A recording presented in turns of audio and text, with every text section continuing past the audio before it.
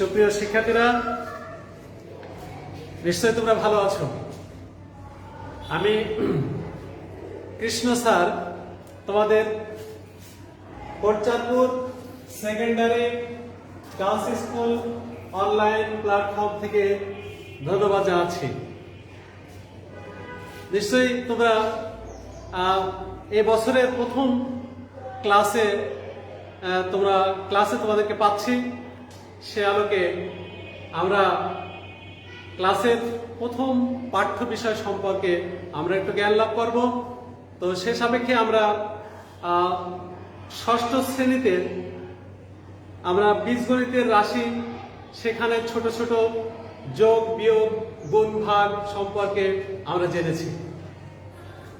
কিন্তু সপ্তম শ্রেণীতে এসে এখানে আমাদের তার থেকে বেশ কিছু বেশি কাজ আমাদের শিখতে হবে, বা বেশি কাজ আমাদের এখানে আছে। তো সেই সাপেক্ষে আমাদের সেই পুরাতন ধারণা থেকে আমরা আস্তে আস্তে উপরের শ্রেণীর বড় বড় কাজগুলো আমরা শেখার চেষ্টা করব। তো সে সাপেক্ষে আমরা আজকে তোমাদের পাঠ্য বইয়ের সপ্তম শ্রেণীর পাঠ্য বইয়ের তোমার চতুর্থ অধ্যায়, যেটা বীজগণিত রাশির গুণ বা ভাগ, আমরা ওখানে শিখে এসেছি ক্লাস 6 এর যোগ বিয়োগ। কিন্তু এখানে বীজগণিতের যে অধ্যায়টা শুরু করা হয়েছে, এই অধ্যায়টা কিন্তু গুণ আর ভাগ দিয়ে শুরু।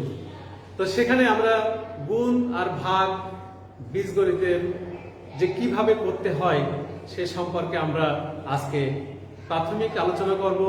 ক্লাস 6 এ যেটা শিখেছি তার আলোকেই এখানে কিছু কিছু আলোচনা রয়ে গেছে। সেই আলোচনার সাপেক্ষে আস্তে আস্তে কিভাবে আমরা ছোট থেকে বড় থেকে কঠিনের পর্যায়ে আমরা কিভাবে যেতে পারি, আমরা সেটা একটু দেখি। তো সে সাপেক্ষে আমরা যেহেতু চতুর্থ অধ্যায়ের গুণের কাজটা করব, গুণ শিখবো বীজগণিতের, সেই গুণটা শিখতে গিয়ে আমরা সেই ছোটকালের ছোট্ট গুণ থেকে আমরা দেখি কিভাবে আমরা আজকে এই সপ্তম শ্রেণীর বীজগণিতের গুণ কিভাবে করতে হয় সেটার সাথে সম্পর্ক আছে। যেমন আমরা ছোট ছোট সংখ্যা গুণ করা শিখেছি, আমরা সেই গুণ থেকে বাংলায় আমরা গুণ করা শিখেছি। বাংলায় গুণ করার পরে সেখানে ইংরেজি অক্ষর বা সংখ্যার মাধ্যমে কিভাবে গুণ করতে হয় আমরা একটু করে দেখি। যেমন আমরা দেখেছি যে বাংলায় 8 গুণ 4, এটা গুণ করলে 32 হয়। এটা কিন্তু আমরা খুব ভালো করে জানি। যেই দেখা যায় যে আমাদের শিক্ষার্থীরা অনেক সময় বলে, স্যার এটা যখন আসে তখন আবার একটু যেন উল্টে যায়, খুব হাসি লাগছে, তাই না?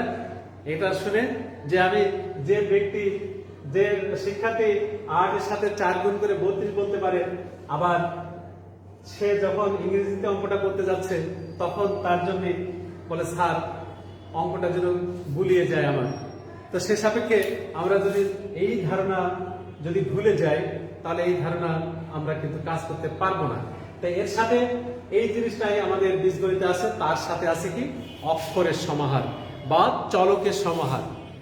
সেই চলক কি?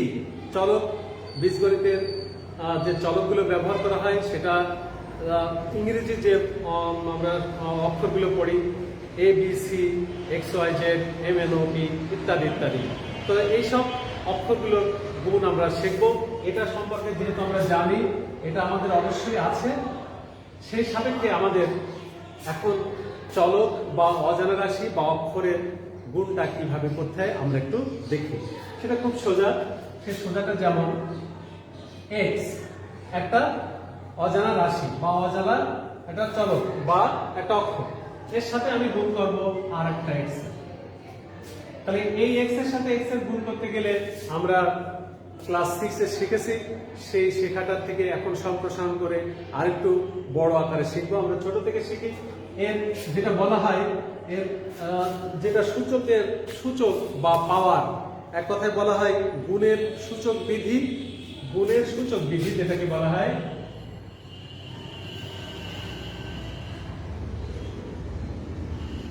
সূচক বিধি। এই গুণের সূচক বিধিটা কি আমরা একটু দেখি। একই জাতীয় রাশির যদি পাওয়ার একটা m থাকে, একটা যদি n থাকে,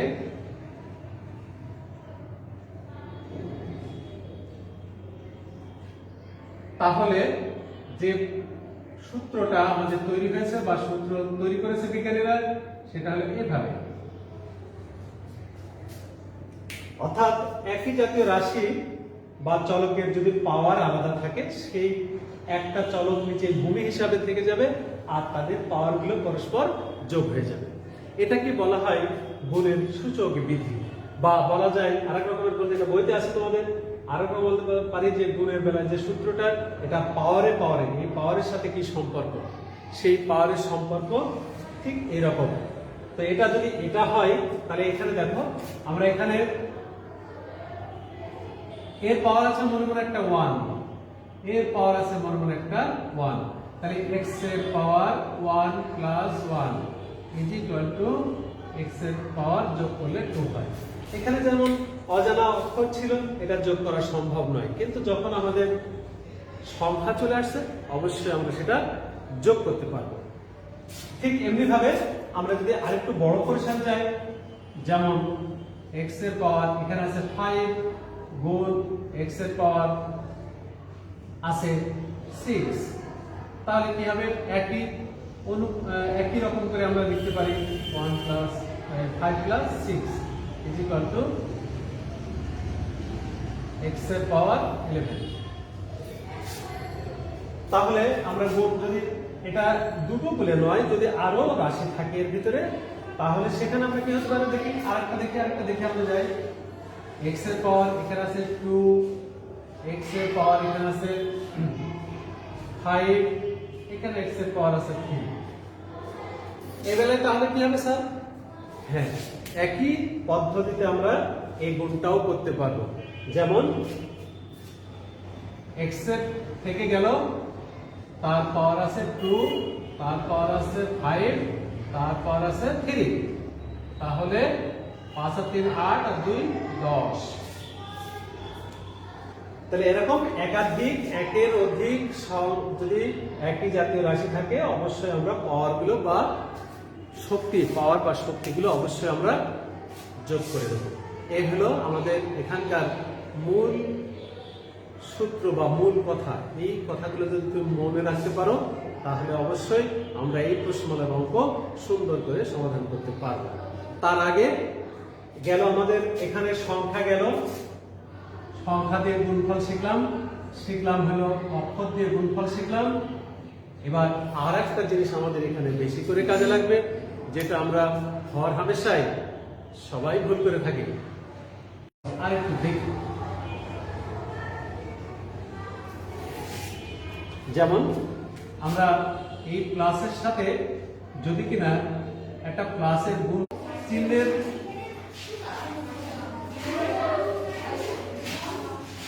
চিহ্নের কাজ, চিহ্ন, তারপরে প্রথমে চিহ্ন, তারপরে সংখ্যা, তারপরে যাবে অক্ষর বা চলক।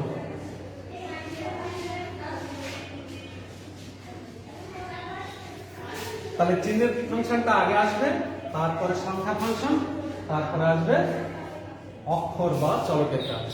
এই তিনটে মাথায় রেখে যদি আমরা অঙ্ক করতে যাই বা মাথা যদি থাকে, তাহলে আমরা সব অঙ্কগুলো সুন্দর করে সমাধান করতে পারবো। আর এটা যদি না থাকে, তাহলে আমরা এই তিনটে ধারণা নিয়ে আমাদের কিন্তু অঙ্কগুলো সমাধান করতে পারবো। তাহলে এটা থাকলো আমাদের। এবার আমরা দেখি অঙ্কটা দেওয়া রয়েছে আমাদের, -4x স্কয়ার এর সাথে গুণ করতে হবে আমার 8x কিউব। এটা গুণ করতে হবে, আমি বললাম এটা গুণফল নির্ণয় করো।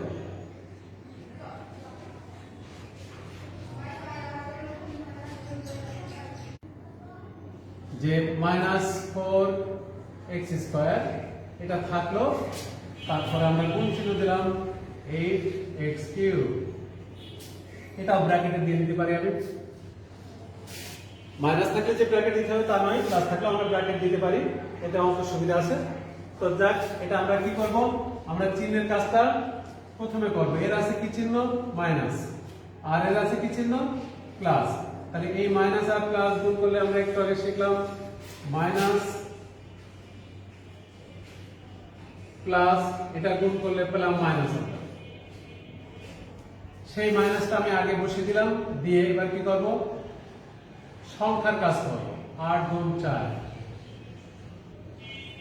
তারপরে কি করব, এবার লিখব x স্কয়ার গুণ x কিউব। আমি বলেছিলাম চিহ্নের কাজটা আগে, এই চিহ্নের কাজ আগে করলাম, তারপর সংখ্যার কাজ করলাম, তারপরে যে চলক বা অক্ষরের কাজ করলাম। তাহলে এই নিয়মটা আমাদের অতীব গুরুত্বপূর্ণ, যে আমরা যখন গুণ করব এই সূত্রটা মেনে চলবো, তাহলে অঙ্কটা সহজে আমরা সমাধান করতে পারবো। তাহলে এবার আমরা কি করব, এখানে গুণ করলে পাচ্ছি মাইনাস থেকে গেল 32, গুণ দিয়ে তুমি লিখতে পারো x5, এবার মাইনাস 32x5, এটাই আমাদের কাঙ্ক্ষিত ফলাফল। তাহলে আমরা বুঝতে পারলাম যে কিভাবে একটা বীজগণিতের গুণ করতে হবে। যদি এর ভিতরে প্রশ্ন করতে পারো, স্যার যে অন্য কোনো অক্ষর যদি চলে আসে তাহলে কি হবে, ঠিক আছে, আমি আরেকটা গুণফল তোমাদের দেখাচ্ছি, যে অন্য একটা অক্ষর যদি এর ভিতরে প্রবেশ করে তাহলে শুধু একটা অক্ষর দিয়েই কাজ করলাম। এবার অন্য অক্ষর দিয়ে যদি আরেকটা আলাদা কোনো অক্ষর থাকে সেখানে কি আসবে আমরা দেখি। এটা গেল প্রথম। তাহলে দ্বিতীয়টা মনে করো, এখানে একটা আরেকটা দেখাই, আর এখানে একটা জেড দিয়ে দিলাম। তাহলে তুমি এখানে ওয়াই লেখো, আর এখানে একটা জেড লিখে দাও। তাহলে আমরা চিহ্নের কাজটা একই রকমের আছে, 8 আর 4 একই আছে, x এর একই জাতীয় অক্ষর x, সেটা আমি লিখেছি। যেমন রয়েছে প্রথম রাশিকে দ্বিতীয় রাশি অনুশীলনী 4.1,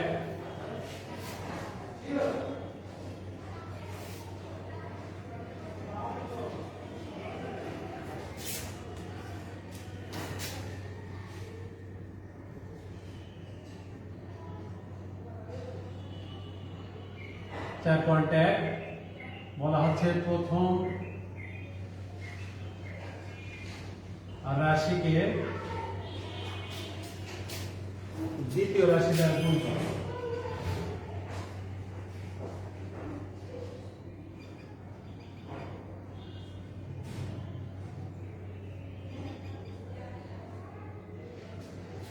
এক নম্বর অঙ্ক আমাদের বলা হয়েছে যে 3ab এর সাথে গুণ করতে বলছে 4a3। তাহলে আমি লিখি ঠিক আগের মতো, গুণফল সমান 3ab গুণ, এটা ব্র্যাকেটে ফেলে 4a3। তাহলে 3, আচ্ছা আগে দেখি এখানে প্লাস চিহ্ন রয়েছে, এখানে প্লাস চিহ্ন রয়েছে, এটা নয়, এর চিহ্নটা এর ভিতরে আছে, এর ভিতরে এখানে একটা প্লাস আছে, এখানে একটা প্লাস আছে। তাহলে প্লাসে প্লাসে প্লাস, প্লাস চিহ্নটা আমরা সাধারণত দেই না, প্লাস চিহ্ন দিলেও দিতে পারো, দিয়ে পরবর্তীতে আমরা তুলে নেবো। খুশি এটা, যদি মনে করো যে প্লাসে প্লাসে প্লাস, আমি প্লাসটা দেব, ঠিক আছে। 3 × 4 ইন্টু এ আছে একটা, আর এখানে আছে a কিউব, অর্থাৎ a1 আর a কিউব, অর্থাৎ 3 1 a কিউব, আর একটা b আলাদাভাবে রয়ে গেছে। তাহলে এই প্লাস আমি আর দিলাম না, 3 4 12 ইন্টু, একটু আগে শিখেছি 3 আর 1 4, এই পাওয়ারে পাওয়ারে যোগ হবে, এটা শিখেছি আমরা, গুণ b। তাহলে 3 4 12 a4 বি, এটা হলো অ্যান্সার। তাহলে আমরা দেখতে পাচ্ছি যে অঙ্কটা সহজ হয়ে গেছে আমাদের। আমরা আরেকটা অঙ্ক একটু দেখি, সেটা 2 আর 3 বাসায় করবে। 4 নম্বর অঙ্কটা একটু দেখাই তোমাদের। 4 নম্বর 8 a cube b minus 2 b square। তাহলে অতএব গুণফল মাইনাস 2b স্কয়ার। তাহলে গুণ করবো আগে চিহ্নের কাজ, এখানে প্লাস আছে, এখানে মাইনাস, তাহলে মাইনাস 8 গুণ 2 গুণ a কিউব, একটু একটা আছে, তাহলে ব্র্যাকেট প্রয়োজন নেই, একাই থাকলো। b আছে, এদের দুজনেরই আছে, তাহলে b গুণ b স্কয়ার, তাহলে minus 16 a cube b cube. তাহলে গুণটা এবার তুলে দিই আমরা, minus 16 a cube b cube.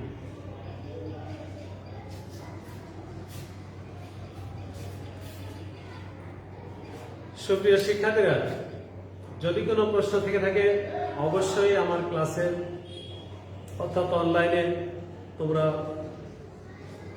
অবশ্যই কমেন্টস করে জানাবে সমস্যা থাকলে। আর আমি যে কাজগুলো তোমাদের শেখাচ্ছি সেই শেখানো কাজগুলি অবশ্যই তোমরা বাড়িতে বসে নিরাপদে থেকে সুন্দরভাবে পড়াশোনা করবা। আমাদের এই লকডাউনের সময়ে আমরা কিন্তু সঠিকভাবে অনেকেই আমরা পড়াশোনা করছি না, যাতে সুন্দর করে পড়াশোনা না করলে জীবনে কিন্তু বড় হওয়া যাবে না। অবশ্যই পড়াশোনার মাধ্যমে আমাকে বড় হতে হবে।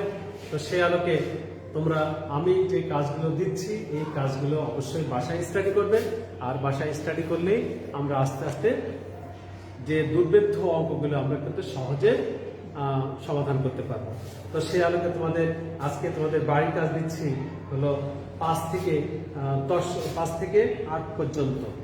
5 থেকে 8 পর্যন্ত তোমাদের বাড়ির কাজ থাকে।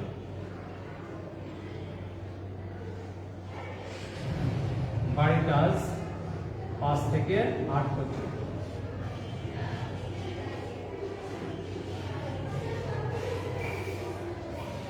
তো অনলাইন প্ল্যাটফর্ম ক্লাসে আমার সাথে থাকার জন্য সবাইকে ধন্যবাদ জানাচ্ছি।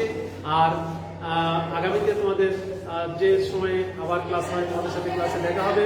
আমরা সবাই মাস্ক ব্যবহার করি, নিরাপদ দূরত্বে চলাফেরা করি, আমরা সবাই সুস্থ থাকি, এই বলে সবাইকে ধন্যবাদ জানিয়ে শেষ করছি।